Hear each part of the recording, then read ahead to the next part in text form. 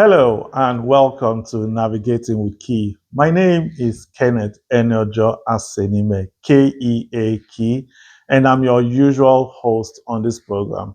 Today, I'm truly excited to have you spend these few minutes with me, and I'm really looking forward to us exploring today's principle. All right, so wherever it is you're watching from, whether in your living room, on your phone, on a tablet, I just want to say thank you for joining me today. And together, we are making something beautiful happen all around the world. So, we have been taking a look and exploring the SAIL framework.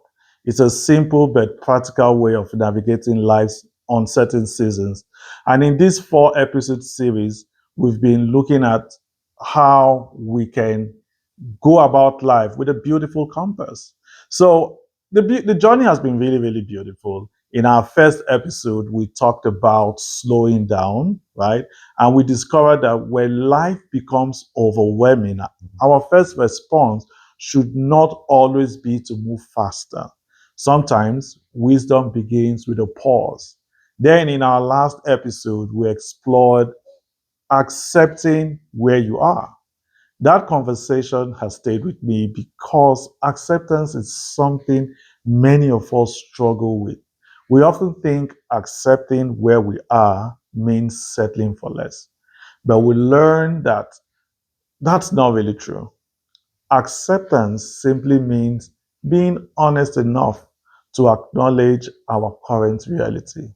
You can't begin a journey from a place you refuse to recognize. And that naturally brings us to today's conversation.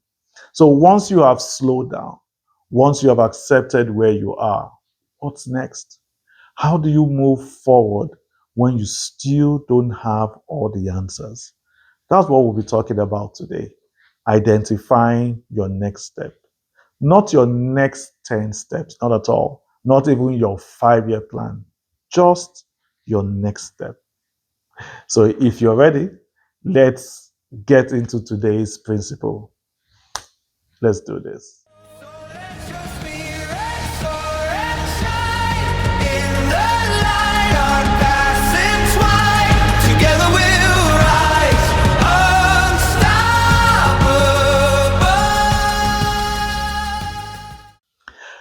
Have you ever noticed how easy it is to become overwhelmed when you think too far ahead? Maybe you've been considering a career change or something, and you immediately start wondering, and asking all the what if questions like, what if it doesn't work? What if I fail? What if I make the wrong decision? And before long, you talk yourself out of taking any step at all. Or perhaps you are like me and you've wanted to start exercising. Now, instead of focusing on today's work, you're already thinking about how difficult it is to lose 50 pounds or how impossible it is to move from moving that belly into a six-pack status. Now, the reason why I'm laughing is because I've been on this journey for some time. I've been trying to move this belly into a six-pack status, but I'm not going to stop.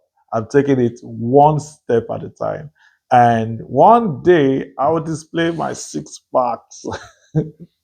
But when you do that, the goal suddenly feels so big that you never actually begin. You know, life has a way of doing that to us. We look at the mountain instead of the next few steps on the trail. A lesson I learned from hiking, I live in Canada and hiking is something we love. So a few years ago, I watched a video of a group of hikers making their way up a steep mountain trail. And one of the boys in the group, a young boy, looked up and saw how much more climbing remained. And immediately he said to himself, I would never make it. But good thing was, with him was an older gentleman, walking beside him. And the older gentleman smiled at him and said, don't climb the mountain. Just take the next step.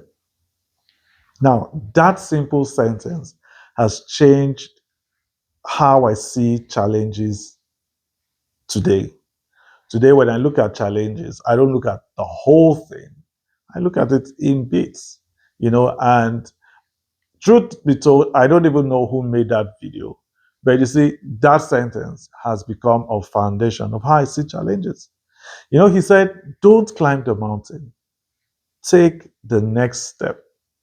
Do you know why this is important? Because eventually, enough steps become the journey. So last week, I talked about a season in my own life when everything felt uncertain. I had experienced a significant setback. The future I had imagined looked very different from the reality I was living. So, like many people, I wanted answers. I wanted certainty. I wanted someone to tell me exactly how everything would turn out. But then I realized that it has to be one step at a time.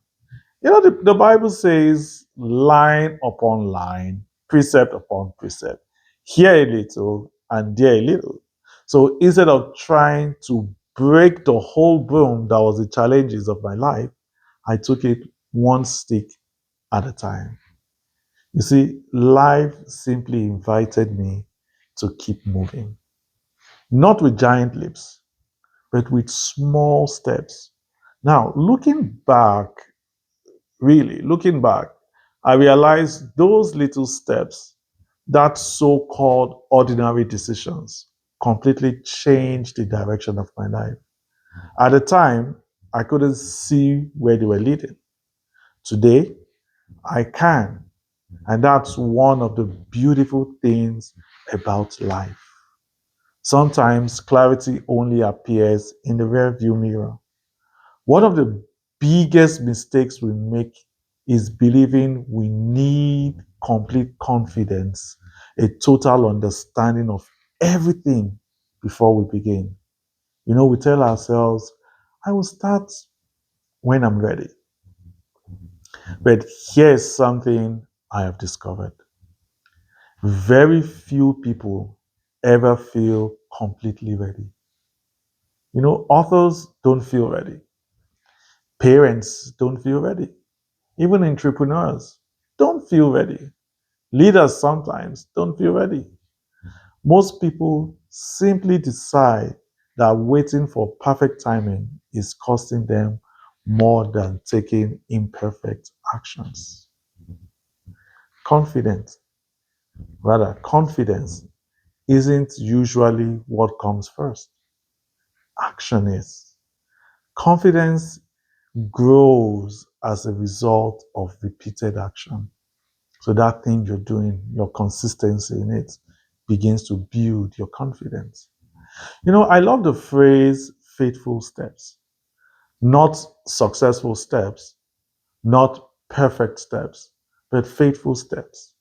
Because sometimes your next step won't look impressive to anyone else. It might simply be making that phone call you've been avoiding for years. It might just be sending your resume. It might be booking an appointment or starting up therapy. It could just be having an honest conversation with yourself or with someone. Or it could be forgiving someone, apologizing, opening that notebook and just start writing the first paragraph of your book. Sometimes your next step is so small that other people don't even notice it. But heaven notices. Your future notices it. Your future will notice your small steps. And one day, you too will notice it. I would like to ask you something. What's one thing you have been postponing because you have been waiting for certainty? Think about that for a moment. Not what everyone else expects from you, not what social media says you should do. What's that one quiet thing you've been carrying in your heart. Maybe you've known that next step for months, maybe even years. You've just been waiting for fear to disappear. Can I encourage you with this? Courage isn't the absence of fear. Courage is deciding that something else matters more than your fear. Over the years, I've learned to ask three simple questions whenever I find myself feeling stuck. The first one is, what can I control today? Not tomorrow, not next month, but today. What is that thing I can control? And then the second one is, what is one action that moves me forward, even if it's small? What is that one action I can take that can move me forward, even if it's a small action? What's that one action? And then the third is, what would I regret not doing 1 year from now? Those questions have helped me more times than I can count. So for today's sale log, let's take a quiet moment together. If you are somewhere you can write, great. If not, simply think about these questions, right? So on the slowdown in the sale framework, you ask yourself this: where have I been trying to solve my entire future instead of focusing on today? Did you get that? Now, on the accept side, what season of life am I in honestly right now? Like right now, what season in your life are you in?